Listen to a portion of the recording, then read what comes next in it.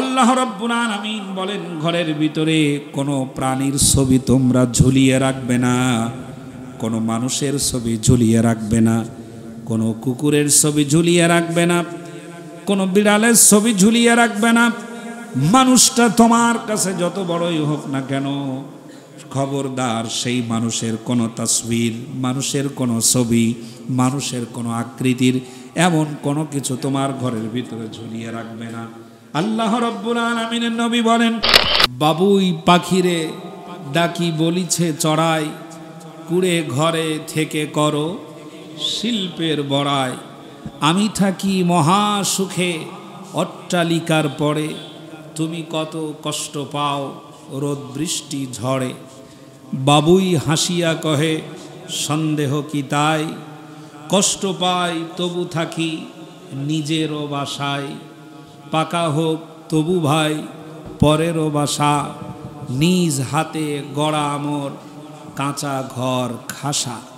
প্রিয় ভাইরা, নিজের বাড়ির একটা শান্তি আল্লাহ পাক আলাদাভাবে দান করেছে।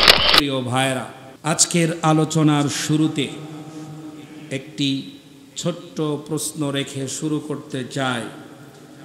আমরা জানি মানুষের মৃত্যুর পর চির সুখের জায়গা যেটা, সেটার নাম হলো জান্নাত। এ কথা আমাদের জানা আছে ঠিকই। মানুষের মৃত্যুর পর সবথেকে দুঃখের এবং শাস্তির একটা জায়গা, কষ্ট বেদনার একটা জায়গা, সেটার নাম কি? জাহান্নাম। আমরা জানি পৃথিবীর মানুষের মৃত্যুর পরে সুখের জায়গার নাম জান্নাত, দুঃখের জায়গার নাম জাহান্নাম। প্রশ্নটা হলো, পৃথিবীতে মানুষের একটি শান্তির জায়গা আছে, সেই জায়গাটার নাম কি? না, আল্লাহর ঘর, এটা তো সব সময় শান্তির জায়গা। জান্নাত যেমন শান্তির জায়গা, আল্লাহর ঘরও তেমন শান্তির জায়গা। মানুষের কাছে মানুষের পার্থিব জীবনের শান্তির উপকরণ হিসাবে যা আছে, তার মধ্যে একটি জায়গা মানুষের সবচাইতে শান্তির, সেটার নাম হলো নিজের বাড়ি।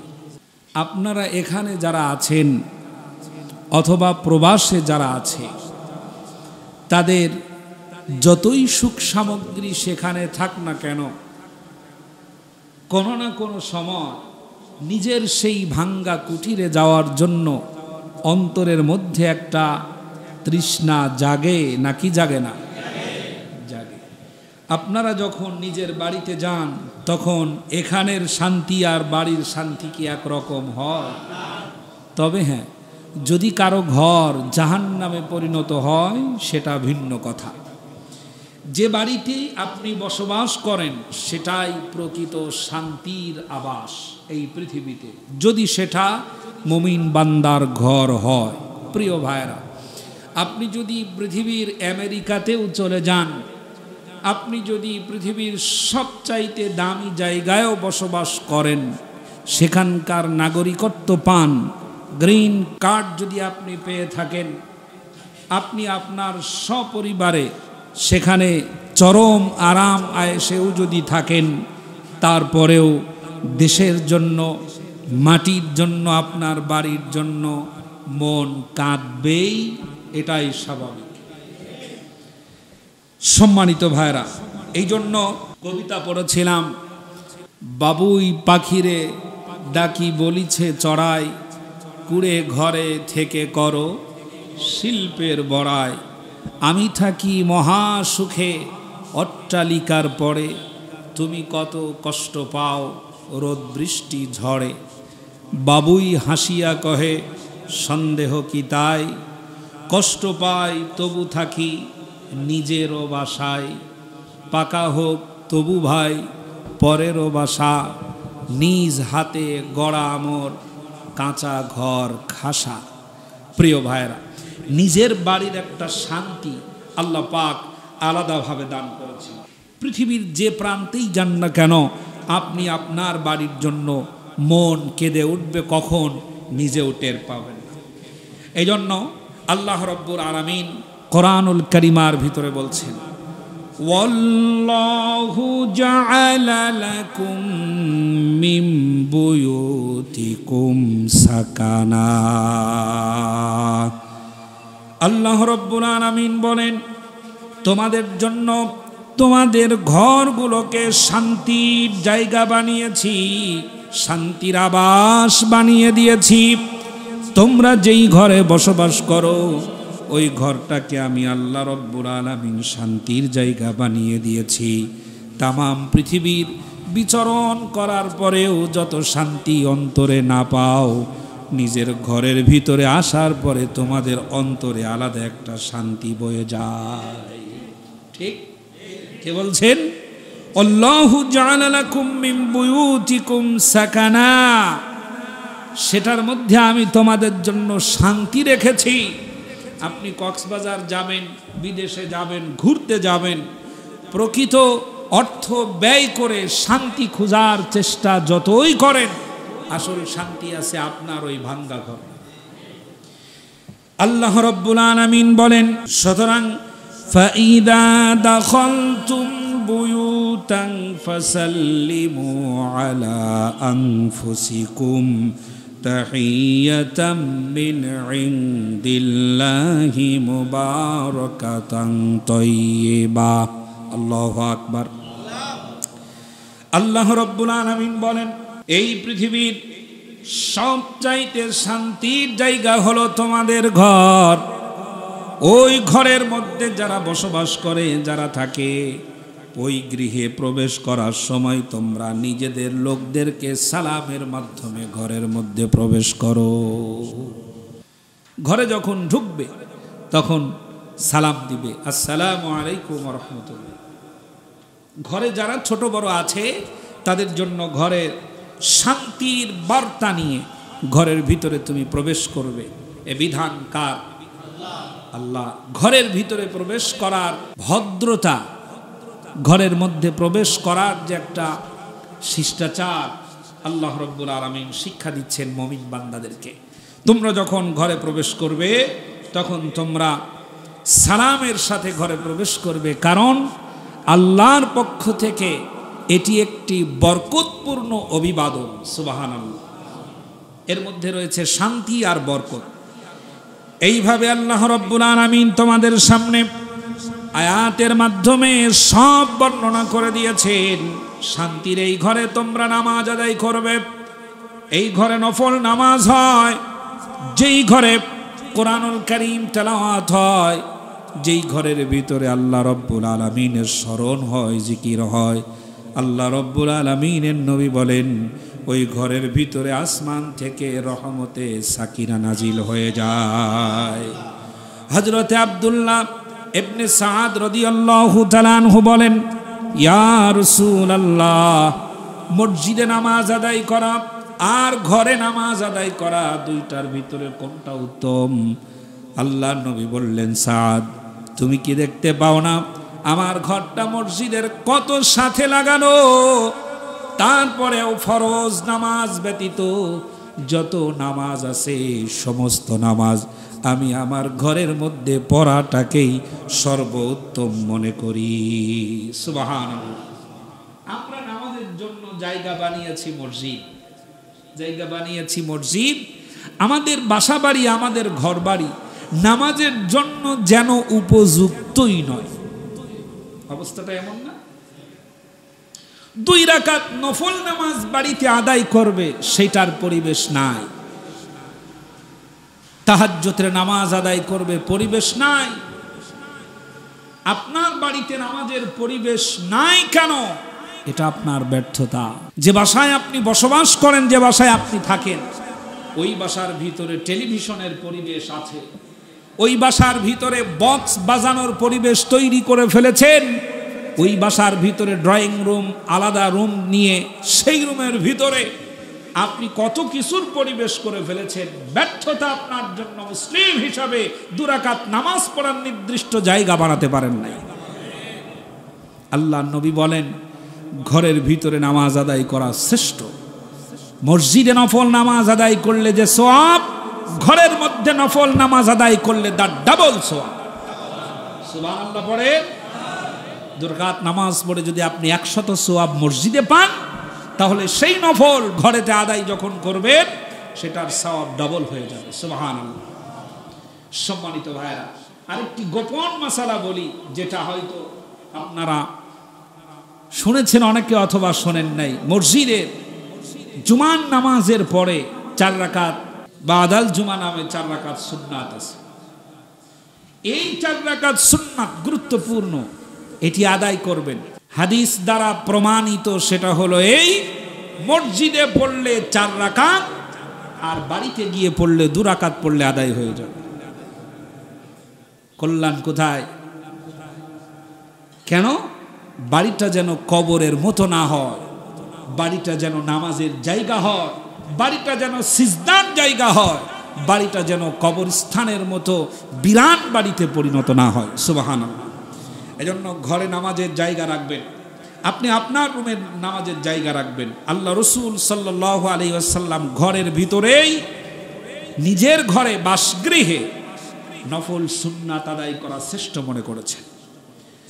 আল্লাহ রাব্বুল আলামিনের নবী বলেন, ঘর যেহেতু শান্তির জায়গা, ঘর যেহেতু রহমতের সাকিনা নাজিল হওয়ার জায়গা, আল্লাহ রাব্বুল আলামিন বলেন ঘরের ভিতরে কোনো প্রাণীর ছবি তোমরা ঝুলিয়ে রাখবে না, কোনো মানুষের ছবি ঝুলিয়ে রাখবে না, কোনো কুকুরের ছবি ঝুলিয়ে রাখবে না, কোনো বিড়ালের ছবি ঝুলিয়ে রাখবে না। মানুষটা তোমার কাছে যত বড়ই হোক না কেন, খবরদার সেই মানুষের কোনো তাসবির, মানুষের কোনো ছবি, মানুষের কোনো আকৃতির এমন কোনো কিছু তোমার ঘরের ভিতরে ঝুলিয়ে রাখবে না।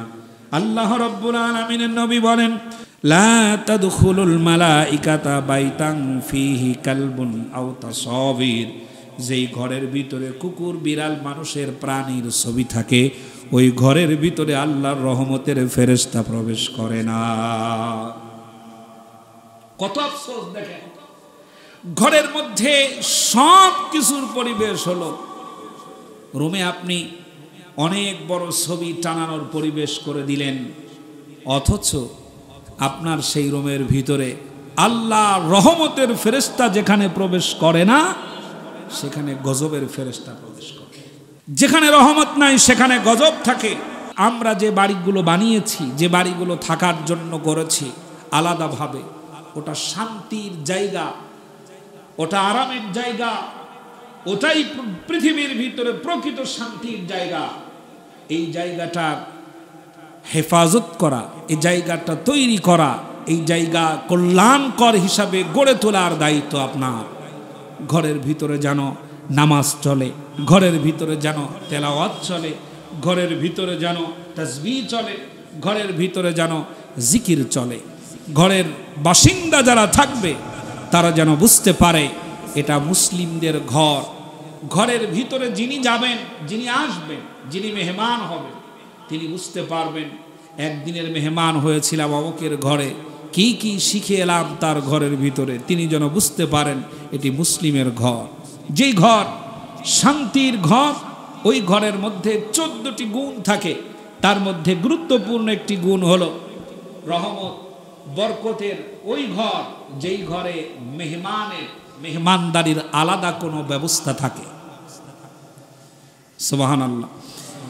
কিন্তু বর্তমান পৃথিবীতে মানুষ সবচাইতে 2টো জিনিসে বেশি অখুশি হয়, ইল্লা মাশাআল্লাহ কিছু মানুষ ছাড়া। বাড়িতে মেহমান আসলে বেজার হয়, কষ্ট পায়, আর কন্যা সন্তান জন্মগ্রহণ করলে কষ্ট পায়। কিছু মানুষ ছাড়া অধিকাংশ মানুষ বাড়িতে মেহমান আসলে পারে যত দ্রুত সম্ভব তত দ্রুত বিদায় করতে পারলেই যেন বাঁচে। কিন্তু যিনি মেহমান হন তিনি রহমত নিয়ে আসেন, এ কথা একেবারেই ভুলে যায়। প্রিয় ভাইরা, সুতরাং এই পৃথিবীর সবচাইতে শান্তির জায়গা নিজের বাড়ি, যেমন এই গোটা দুনিয়ার সফর শেষে আমাদের যে প্রকৃত শান্তির জায়গা সেটার নাম হলো জান্নাত। সুবহানাল্লাহ। সেটার নাম কি? জান্নাত। আমাদের বাবার বাড়ি কোথায়? আমাদের বাবার বাড়ি জান্নাতে, সেখান থেকে আমরা এসেছি, আবার সেখানেই আমাদের ফিরে যেতে হবে। আমাদের আসল শান্তির জায়গার নাম হলো জান্নাত। দুনিয়ার এই বিশাল সফর শেষ করে আমাদেরকে সেই জান্নাতে যেতে হবে। এই জান্নাতের কথা বললে সকলেই বলবে আমিও যেতে চাই, আমিও যেতে চাই, আমিও যেতে চাই। ঈমানদারদের সবচাইতে অন্তরের 10টি অথবা 15টি রোগের মধ্যে একটি বড় রোগ হলো জান্নাতে যেতে চাই সবাই, কিন্তু জান্নাতের কার্যক্রমের কথাগুলো শুনলে পরে তার কাছে কষ্টকর মনে হয়। জাহান্নাম থেকে বাঁচতে চায় সবাই, জাহান্নামে যেতে কেউ রাজি না, কিন্তু জাহান্নাম থেকে বাঁচার জন্য যেই পথ, ওই পথ বর্ণনা করতে গেলেই বলে হুজুর রাজনীতির বক্তব্য বাদ দেন। ঠিক না? আপনি দেখবেন নামাজি ব্যক্তি সারা রাত নামাজ পড়তে রাজি আছে, জান্নাতের গ্যারান্টি দিতে গেলে, জান্নাতের কথা বলতে গেলে, জাহান্নাম থেকে বাঁচানোর কথা বলতে গেলে যদি আপনি সুদের ব্যাপারে সতর্ক করেন, সুদখোর নামাজ পড়তে রাজি আছে, সুদ ছাড়তে রাজি নেই। ঘুষখোর নামাজ পড়তে রাজি আছে, হজও করতে রাজি আছে, কিন্তু ঘুষ ছেড়ে দিতে রাজি নেই। সারা রাত চোখের পানি ফেলতে রাজি আছে, অন্যায়ভাবে নিজের বোনের সম্পদ কুক্ষিগত করে রেখেছে, সেই সম্পদ ফেরত দিতে রাজি নাই। জান্নাতে যেতে ঠিকই রাজি আছে, জাহান্নাম থেকে ঠিকই বাঁচতে চায়। এজন্য আল্লাহ রব্বুল আলামিনের কালামে হাকিম থেকে আজকের আয়াতের আমি সিলেক্ট করেছি। আল্লাহ পাক যেন কোরআনের প্রতিটি শব্দ লফজ আমাদের বুঝার তৌফিক দান করেন, বলছি আমিন। সকলে আমার সাথে প্রাণ খুলে অত্যন্ত অনুশোচিত কণ্ঠে নরম সুরে সকলে আওয়াজে বলেন, আউযু বিল্লাহি মিনাশ শাইতানির রাজিম, বিসমিল্লাহির রহমানির রহিম, সাবিকু ইলা মাগফিরাতিম মির রাব্বিকুম ওয়া জান্নাতিন আরদুহা কাআরদিস সামাই ওয়াল আরদ উইদ্দাত লিল্লাযীনা আমানু বিল্লাহ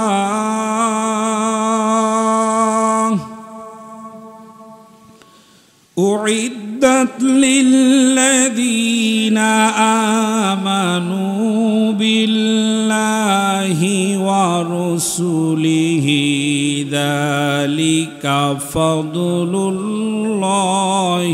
ইউতিহি মান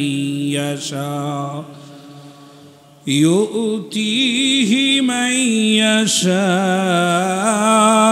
ওয়াল্লাহু যুল ফাদলিল আযীম। ইরশাদ হচ্ছে দৌড়াও এবং একে অপরের চেয়ে অগ্রগামী হওয়ার চেষ্টা করে দৌড়াও, প্রতিযোগিতার সাথে দৌড়াও। যে যত ক্ষিপ্র গতিতে পারো সে তত জোরে দৌড়াও। কোন দিকে?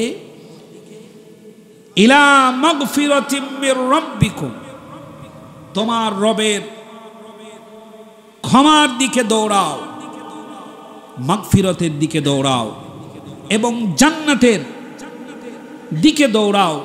সেই জান্নাত যেই জান্নাতের বিশালতা আসমান এবং জমিনের চাইতেও বিশাল। জান্নাত ছোট না বড়? দুনিয়ার সমান? কোন গ্রহের সমান? সমস্ত গ্রহ উপগ্রহর যত আয়তন পৃথিবী শুদ্ধা, তাম পৃথিবীতে যা কিছু আছে এটার যে আয়তন আপনারা দেখতে পান, আল্লাহ রব্বুল আলামিন এমন এক জান্নাতের কথা বলছেন যেই জান্নাত তাম পৃথিবীর সমস্ত সীমা পেরিয়ে অনেক ঊর্ধ্বে চলে গেছে, যেটার জান্নাত আসমান জমিনের সীমানা যদ্দূর তার চাইতেও বিস্তীর্ণ বিশাল এই জান্নাত, সুবহানাল্লাহ। এবং সেটা প্রস্তুত রাখা হয়েছে সেই সব লোকদের জন্য যারা আল্লাহ এবং রাসূলের আনুগত্য করে, সুবহানাল্লাহ। আনুগত্য করে কার? আল্লাহ এবং রাসূলের। আপনি আমার আনুগত্য করবেনই না, আনুগত্য করবেন কার? আল্লাহ আর কার? রাসূলের। রাসূল যে কথা বলেছেন, আল্লাহ যে কথা বলেছেন, এই কথার বাহিরে অন্য কারোর আনুগত্য করার কোনো সুযোগ আছে? নাই। সুতরাং আমাদেরকে এই আয়াতে কারিমার শব্দগুলো একটু আল্লাহ তাআলা যেন বুঝার তৌফিক দান করেন। ২৭ নম্বর পারা সূরাতুল হাদীদ ৩ নম্বর রুকু এবং ২১ নম্বর আয়াতে কারিমা আমরা তেলাওয়াত করেছি। প্রিয় ভাই, সাবিকু ইলা মাগফিরাতিম মির রাব্বিকুম, হে পৃথিবীর লোকেরা তোমরা দৌড়াও, আল্লাহর ক্ষমার দিকে দৌড়াও, জান্নাতের দিকে দৌড়াও। আল্লাহ রব্বুল আলামিন বলছেন তোমরা কিভাবে দৌড়াবে, কতটা দৌড়াবে, কতক্ষণ দৌড়াবে। প্রতিযোগিতায় অন্যদের পিছনে ফেলে আগে চলে যাওয়ার চেষ্টা করার জন্য দৌড়াবে, ততক্ষণ দৌড়াবে যতক্ষণ সফলতার সোনালী রেখা পর্যন্ত না যাও, ততক্ষণ পর্যন্ত দৌড়াবে। শুধু দৌড়াতেই থাকবে, একে অন্যের সাথে প্রতিযোগিতা করে দৌড়াবে। সওয়াবের কাজে প্রতিযোগিতা করা সুন্নাত, সুবহানাল্লাহ। আমরা ভালো কাজের প্রতিযোগিতার চাইতে মন্দ কাজের প্রতিযোগিতা বেশি করি। আল্লাহর ক্ষমার দিকে দৌড়াও প্রিয় ভাইরা, এমন এক জান্নাতের দিকে দৌড়াও যেই জান্নাতের বিশালতা প্রশস্ততা আসমান এবং জমিনের চাইতেও বিশাল, সুবহানাল্লাহ। পৃথিবী থেকে 4 গুণ বড় এই পৃথিবী, 4টার সমান একটা চাঁদ, এবং সব থেকে কাছে চাঁদ থেকে আমরা আলো পাই, 4 গুণ বড় যেই চাঁদ। এবার পৃথিবী থেকে 13 লক্ষ গুণ বড় সূর্য। কত? 13 লক্ষ গুণ। হিসাবে মেলে 13 গুণ 5 গুণ 7 গুণ 10 গুণ না, এই পৃথিবীটা 13 লক্ষ এক জায়গায় করলে যত বড়, সূর্যটা তত বড়। আল্লাহু আকবার বলবেন না? এবার একটা তারকা, যেইটা ছোট্ট ছোট্ট তারকা আমরা দেখতে পাই, এই একটা তারকা সূর্য থেকে 200 গুণ ওয়েট সম্পূর্ণ এবং 1000 গুণ বড় এক একটা তারকা। সূর্য থেকে 1000 গুণ বড় এক একটা তারকা। আল্লাহু আকবার। এরপরে আছে ব্ল্যাক হোল, অন্ধকার গর্ত। সম্মানিত ভাইরা, এবার বোঝেন, আল্লাহ পাক বললেন সেই জান্নাত যেটা আসমান জমিনের চাইতেও বিশাল। এবার লক্ষ্য করেন, যে আসমানের নিচে সুসজ্জিত করে রাখা হয়েছে ওই তারকা, যে আসমানের নিচে সুসজ্জিত করে রাখা হয়েছে এই চাঁদ, যে আসমানের নিচে সুসজ্জিত করে রাখা হয়েছে সূর্য, ওই আসমানের কাছে এই চাঁদ সূর্য তারকাগুলো কত ছোট্ট ছোট্ট দেখা যায়, তাহলে বোঝেন আসমানের বিশালতা কত। প্রথম আসমান যত বড়, দ্বিতীয় আসমান তার চাইতে আরো বিশাল, তৃতীয় আসমান তার চাইতে আরো বিশাল, চতুর্থ আসমান তার চাইতে আরো সুসজ্জিত, আরো বিশাল, পঞ্চম আসমান তার চাইতে আরো বিশাল, ষষ্ঠ আসমান তার চাইতে আরো বিশাল, সপ্তম আসমান তার চাইতে আরো বিশাল, সব থেকে বড় আল্লাহ পাকের আরশে আজিম, আরশ কুরসি। আল্লাহু আকবার। তামাম আসমান এবং জমিনগুলো এবং এর মধ্যস্থে যা আছে, মধ্যভাগে যা আছে, তা যদি আরশে আজিমের সামনে ধরা হয় এক একটা ডিমের মতো মনে হবে। তাহলে আরশ কত বড়। আল্লাহ বলছেন ওই জান্নাতের দিকে দৌড়াও যেই জান্নাত আসমান আর জমিনের চাইতেও বিশাল। আল্লাহু আকবার। এমন জান্নাতের দিকে দৌড়াও। প্রিয় ভাইরা, সেই জান্নাতের দিকে আমাদের দৌড়ানোর জন্য আল্লাহ রাব্বুল আলামিন উদ্বুদ্ধ করছেন। আল্লাহ পাক অনুরোধ জানাচ্ছেন। আল্লাহ রাব্বুল আলামিন আমাদেরকে ভালোবেসে আদেশ করছেন। আল্লাহ রাব্বুল আলামিন বলেন ওয়াসারিউ ইলা মাগফিরাতিম মির রাব্বিকুম ওয়া জান্নাতিন আরদুহাস সামাওয়াতু ওয়াল আরদ উইদ্দাত লিল মুত্তাকিন। জোরে বলেন আল্লাহু আকবার। দৌড়াও তোমাদের রবের মাগফিরাতের দিকে দৌড়াও, তোমরা সেই জান্নাতের দিকে দৌড়াও যেই জান্নাতটা আসমান এবং জমিনের চাইতেও বিশাল। এই জান্নাতটা তোমাদের জন্য প্রস্তুত করে রাখা হয়েছে। এমন প্রস্তুত করে রাখা হয়েছে, প্রস্তুতি সম্পন্ন করতে আল্লাহ কোনো কিছুই বাদ রাখেন নাই। জান্নাতের সম্পূর্ণ প্রস্তুতি সম্পন্ন করে দিয়েছেন মুত্তাকিদের জন্য। সুবহানাল্লাহ। এখন এত বড় জান্নাত, এত বড় প্রাসাদ, এত বড় বিশাল এরিয়া, এগুলো আমাদের পক্ষে কন্ট্রোল করা সম্ভব না। এটা মনে হচ্ছে না? এত বড় বিশাল জান্নাত, এই বিশাল এরিয়া কি করে আমরা কন্ট্রোল করতে পারি? এর মালিক হয়ে গেলে এটাকে ঠিক রাখা অসম্ভব মনে হচ্ছে।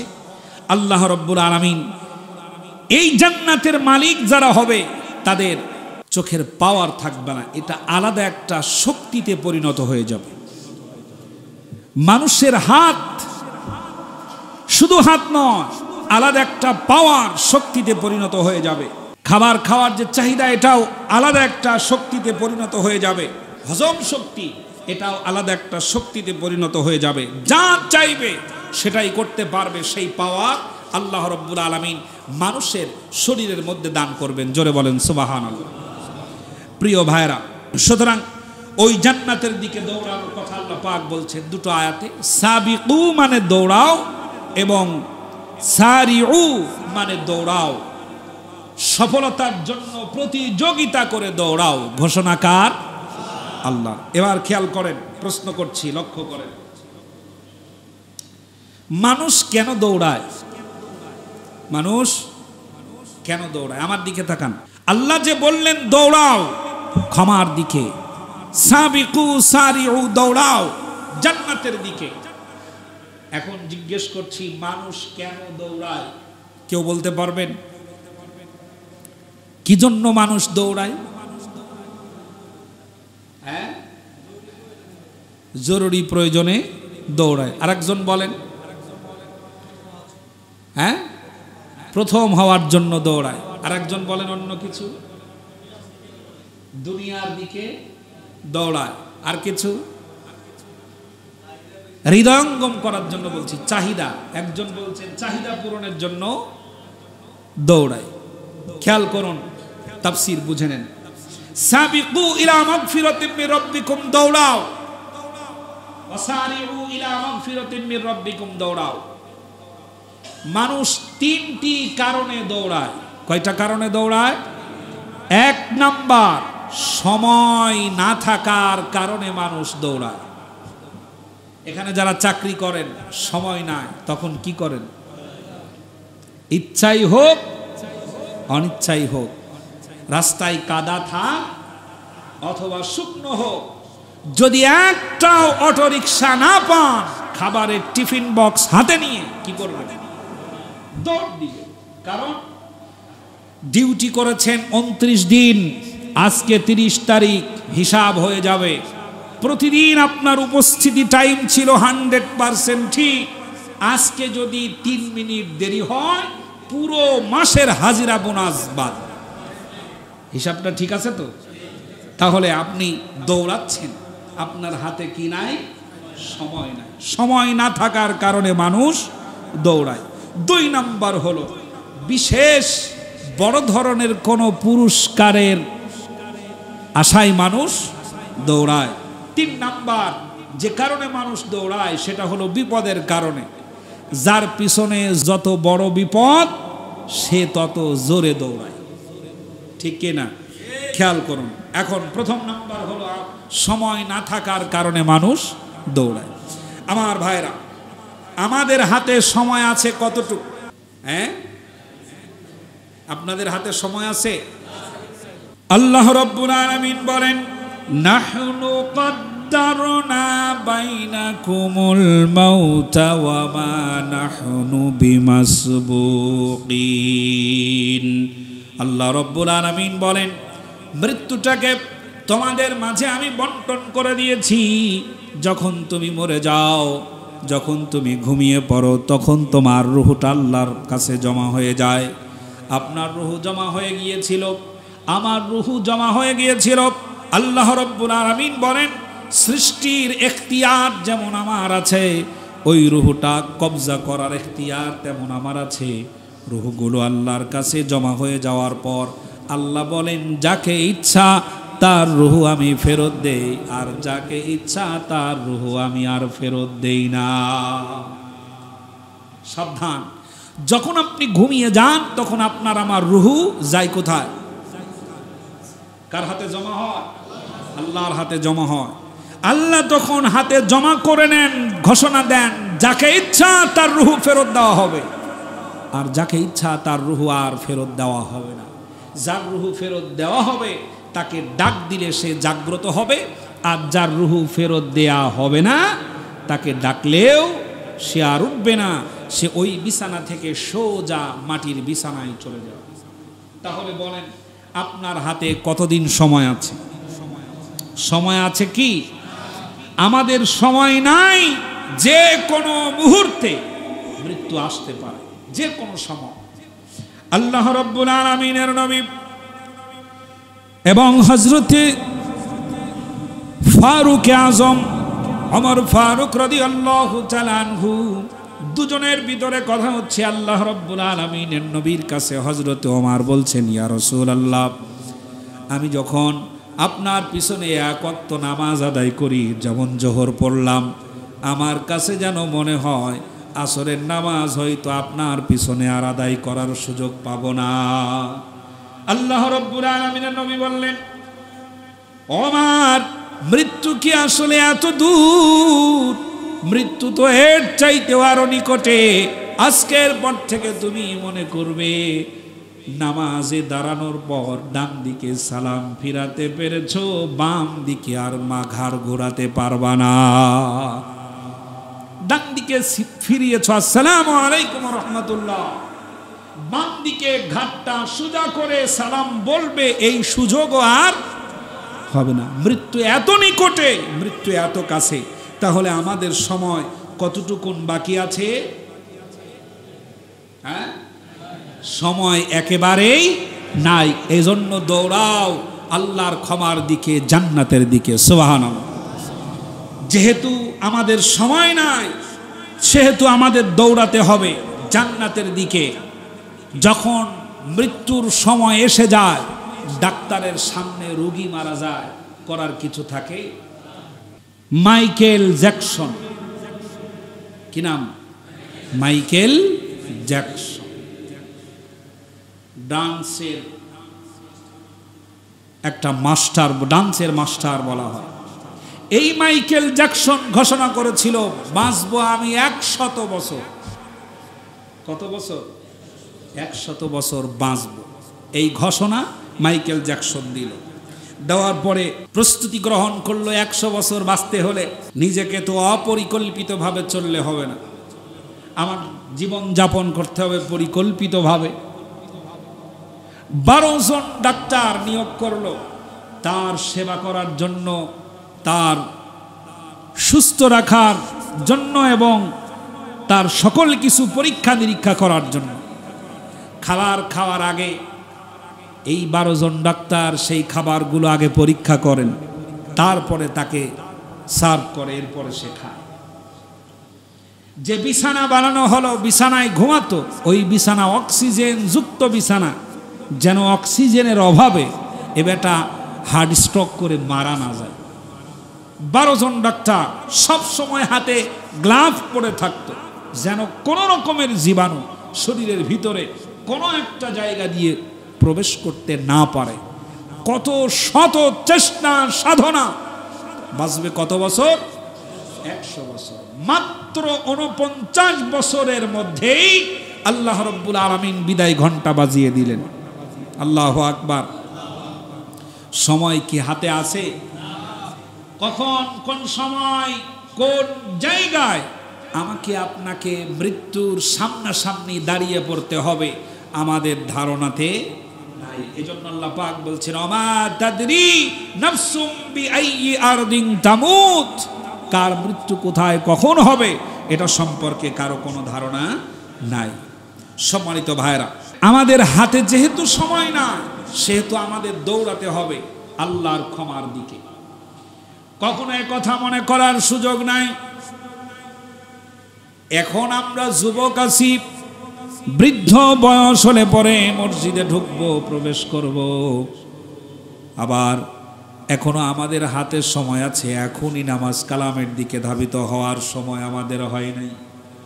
যুবক মানুষ যদি মনে করে জীবনের একটা সময় আসবে, ওই সময় আল্লাহর হুকুম আহকামগুলো পালন করব, ইবাদত করব, এখনো দাড়ি রাখার সময় হয় নাই, এখনো নামাজে যাওয়ার সময় হয় নাই, এখনো উপযুক্ত সময় আমাদের হয় নাই। প্রশ্ন করি বন্ধু, বলতেই তো পারো না তোমার হাতে আর সময় কতটুকুন আছে? এ কথাই তো তুমি বলতে পারো না, সময় হয় নাই, এ সাহস পেলে কোথায়? কোন স্ত্রী যদি তার স্বামীকে বলে এখন দাড়ি রেখো না, সময় আছে না, ছেলে বিবাহ দেবে, মেয়ে বিবাহ দেবে, এরপরে তুমি বুড়া হবে, ওই কাতারে যখন যাবে তখন দাড়ি রাখবে। আমি ওই বোনকে প্রশ্ন করি, আপনি তো নিজেই জানেন না যে আপনি 1 ঘন্টা পরে বেঁচে থাকবেন কিনা, তাহলে আপনি এ সাহস পেলেন কোথায়? ভাববার বিষয়। আমাদের হাতে, যদি আপনার হাতে সময় থাকে তাহলে আপনি 50 বছর পর্যন্ত অপেক্ষা করেন, যদি আপনার হাতে সময় থাকে। আর যদি বলেন যে না আমার হাতে সময় নাই, একেবারেই যে কোনো মুহূর্তে মৃত্যু হতে পারে, এ কথা যদি বিশ্বাস করে কোনো মুসলমান, তাহলে সে এ সাহস পেল কোথায় যে এখনো দাড়ি রাখার সময় হয় নাই?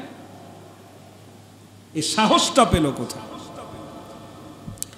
আমার ভাইয়েরা, সুতরাং জীবনের যে কোনো সময় মৃত্যুর ঘন্টা বেজে যাবে, আমাদের হাতে সময় মোটেও নাই।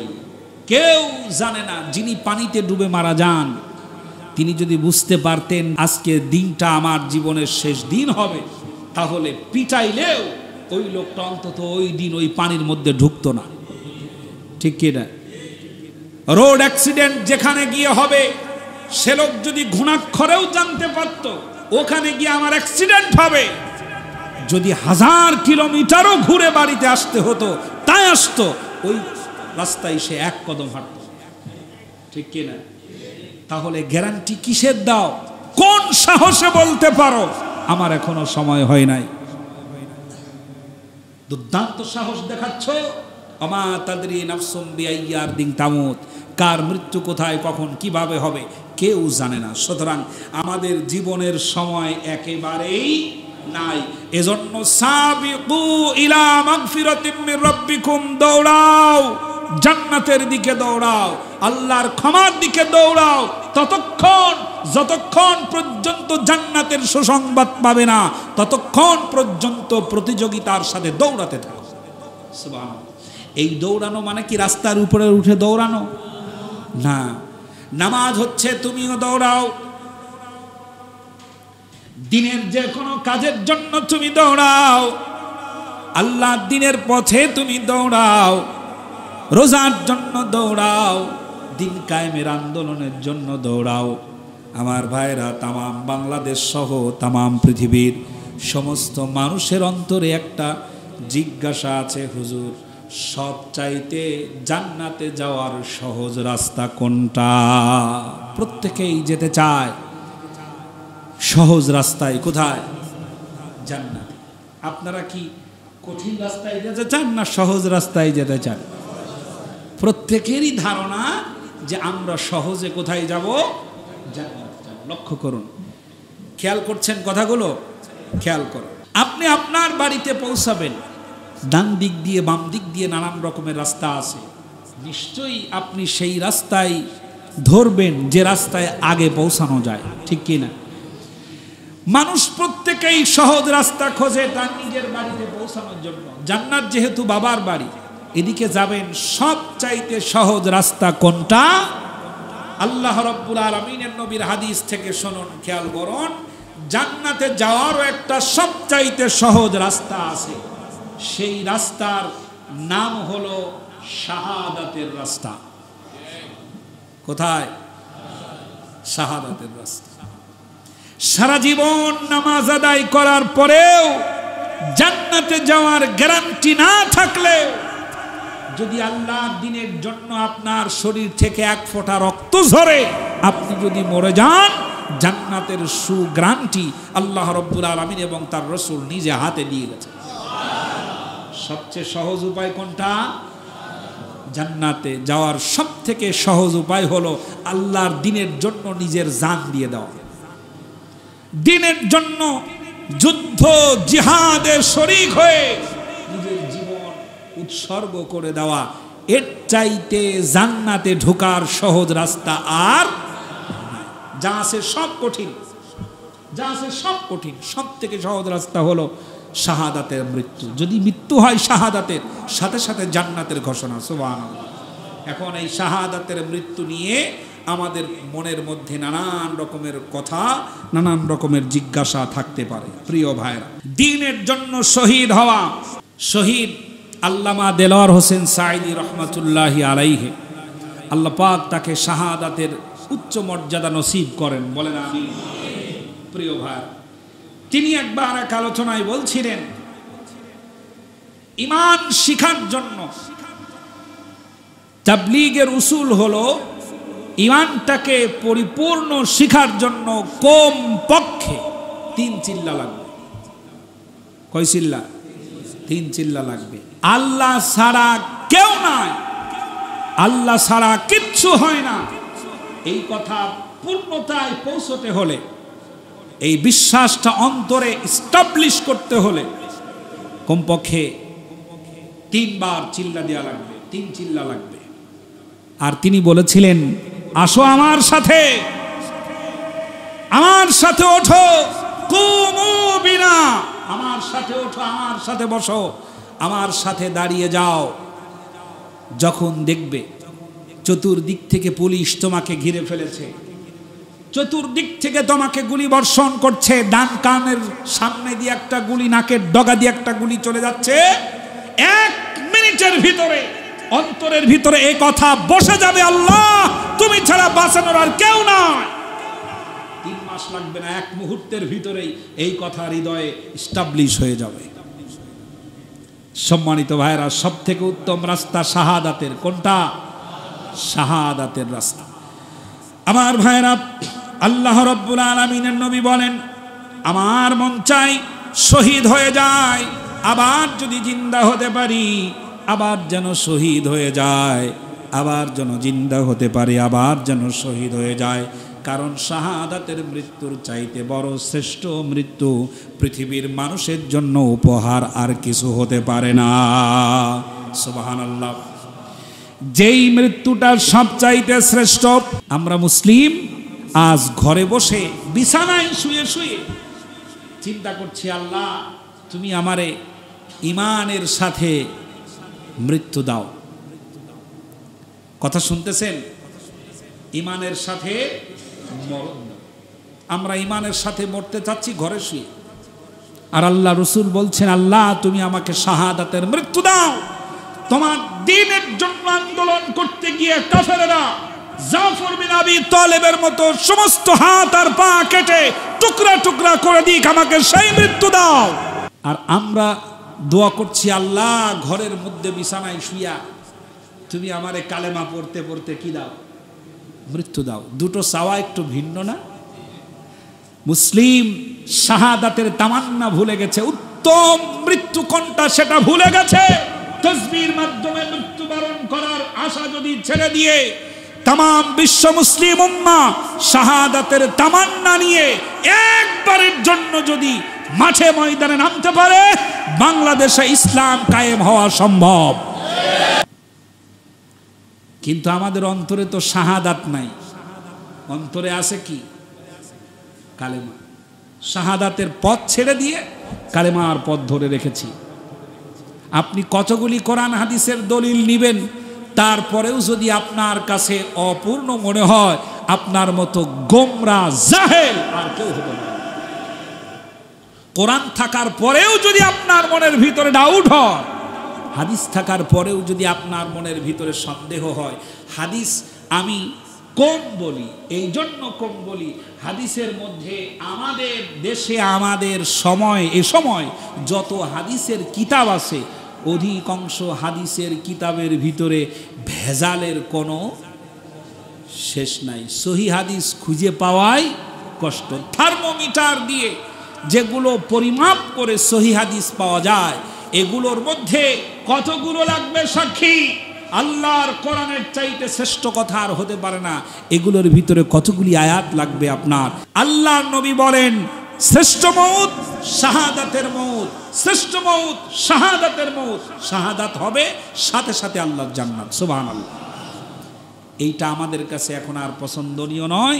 আমাদের কাছে যেটা পছন্দনীয় সেটা হলো কালেমার সাথে আমরা কি করতে চাই?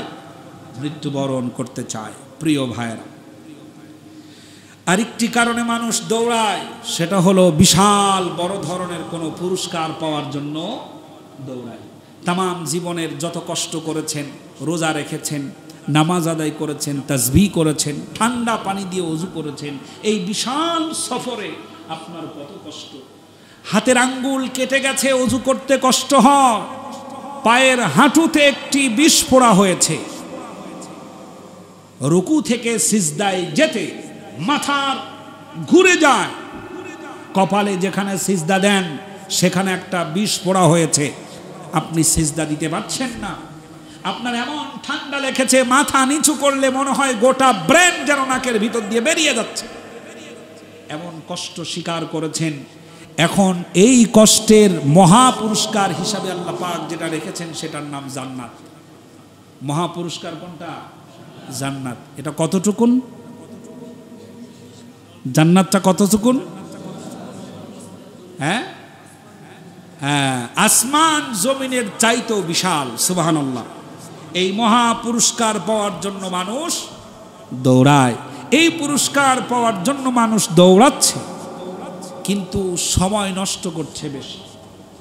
সময় নষ্ট করছে বেশি। খেয়াল করে, আসল উদ্দেশ্যটাকে ফেলে দিয়ে মানুষ দৌড়াচ্ছে।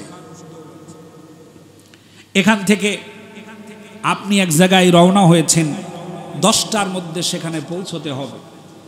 পথের ভিতরে বাজার, পথের ভিতরে হোটেল, পথের ভিতরে নাস্তার জায়গা, রিসোর্ট, পথের ভিতরে রেস্টুরেন্ট, নানান রকমের জায়গায় নেমে নেমে যে সময় আপনি নষ্ট করে ফেলছেন, আসলে যে পুরস্কার নেওয়ার জন্য আপনি রওনা হয়েছেন, ওই পুরস্কার হতে পারে আপনার যাওয়ার আগেই তা বিলি বন্টন হয়ে যেতে পারে। আপনার ভাগ্যে আর নসিব নাও হতে পারে।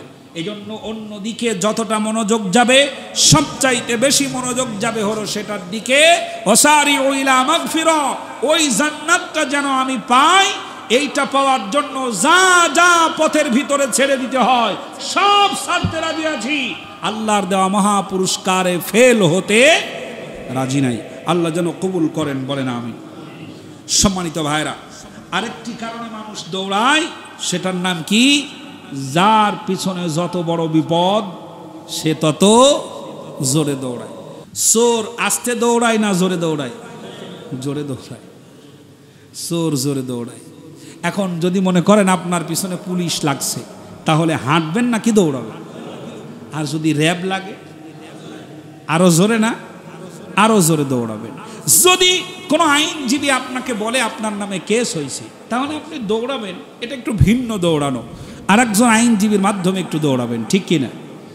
আর যদি দেখেন যে গোটা দেশের মানুষ আপনার বিপক্ষে চলে গিয়ে এমন অভ্যুত্থান তৈরি করেছে, তাহলে এমন দৌড় দিবেন, রান্না করা খাবারও খাইতে পারবেন না। বিপদ যার যত বড়, দৌড় তার তত জোরে। বিপদ যার যত বড়, দৌড় তার তত জোরে। এখন আপনারা আমার পিছনে বিপদ আছে না নাই? আছে না? সব থেকে বড় বিপদ যেটা, সেটার নাম হলো জাহান্নাম। সেটার নাম কি? ছোটখাটো না বিশাল কিছু? বিশাল কিছু, ছোটখাটো নয়, বিশাল কিছু। এই জাহান্নাম থেকে বাঁচার জন্য আমাদের দৌড়াতে হবে। প্রিয় ভাইরা, ওয়াসারিউ ইলা মাগফিরাতিম মির রাব্বিকুম, আমরা দৌড়াবো আল্লাহর ক্ষমার দিকে এবং জান্নাতের দিকে। এই দৌড়ানোটাকে আল্লাহ তাআলা যেন আমাদের কবুল করেন, বলে আমিন। সম্মানিত ভাইরা, সুতরাং আমাদের হাতে সময় নাই, এজন্য আমাদের দৌড়াতে হবে। মহাপুরস্কার জান্নাত পাওয়ার জন্য আমাদেরকে দৌড়াতে হবে। আমাদের পিছনে বিপদ, মহা বিপদ, এই বিপদ থেকে বাঁচার জন্য আমাদের দৌড়াতে হবে। আসারিউ ইলা মাগফিরাতিম মির রাব্বিকুম, সাবিকু ইলা মাগফিরাতিম মির রাব্বিকুম।